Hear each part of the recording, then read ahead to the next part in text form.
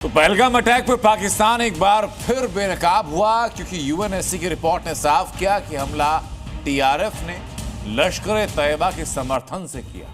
भारत का पहले से दावा कि साजिश की जड़ें पाकिस्तान में हैं, लेकिन पाकिस्तान दुनिया के सामने लगातार झूठ बोलता रहा कि हमारा कोई संबंध नहीं। लेकिन अब इंटरनेशनल मंच से पाकिस्तान की आतंक परस्ती पर एक और स्टैंप लग चुका।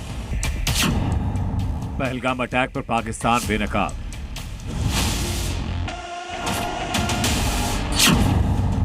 यूएनएससी की रिपोर्ट से पाकिस्तान की पोल खुली।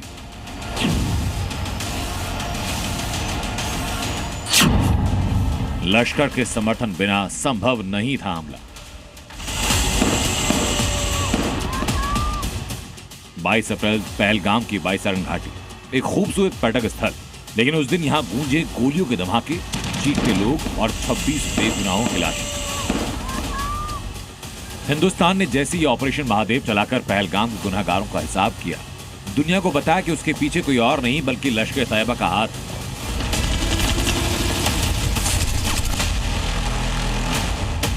और अब यूएन की रिपोर्ट ने एक बार फिर पाकिस्तान की पोल खोली।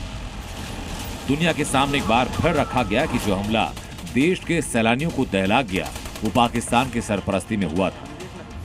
For the first time, the United Nations report mentions the Resistance Front, TRF, saying that member states have noted that one member state said the Pahalgam attack could not have happened without Lashkar-e-Taiba support, and there was a relationship between LET and TRF.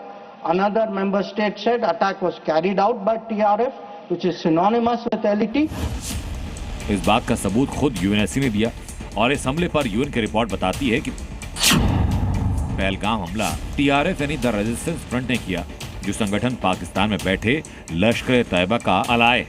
UNSC की report में न सिर्फ हमले की जिम्मेदारी लेने वाले आतंकी संगठन टीआरएफ का जिक्र है, बल्कि कहा गया कि लश्कर तैयबा के समर्थन के बिना यह हमला मुमकिन नहीं था।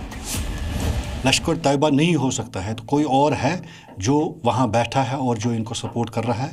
ओवरऑल हम ये कहेंगे कि ये एक टेररिस्ट हमला था और इसके पीछे उन्हीं लोगों का हाथ है जो 1990 से आज तक ये सिस्टम चला रहे हैं और वो इनको कहीं ना कहीं सपोर्ट इनका पीछे से हो।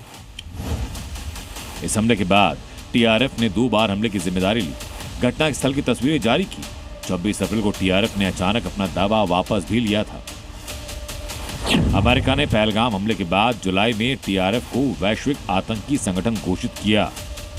यूएन ने अपनी रिपोर्ट में कहा है कि पहलगाम हमले की जिम्मेदारी द रेजिस्टेंस फ्रंट यानी टीआरएफ ने 2 बार ली है और इस हमले की तस्वीर भी प्रकाशित की है। साथ में उन्होंने ये भी कहा है कि ये हमला टीआरएफ ने जो पाकिस्तान स्थित लश्कर तैयबा है उसकी मदद से किया है। और भारत पहले से ही ये कहता रहा है कि जो लश्कर तैयबा संगठन है उसका ऑफशूट टीआरएफ है। टीआरएफ का नाम भले ही नया हो, इरादा पुराना है। भारत में दहशत फैलाना यूएनएससी की रिपोर्ट पाकिस्तान की काली करतूतों का आईना है। सवाल ये कि क्या दुनिया टीआरएफ और लश्कर को पालने वाले पाकिस्तान को आतंकी देश घोषित करेगी?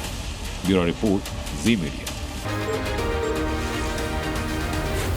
जी न्यूज़।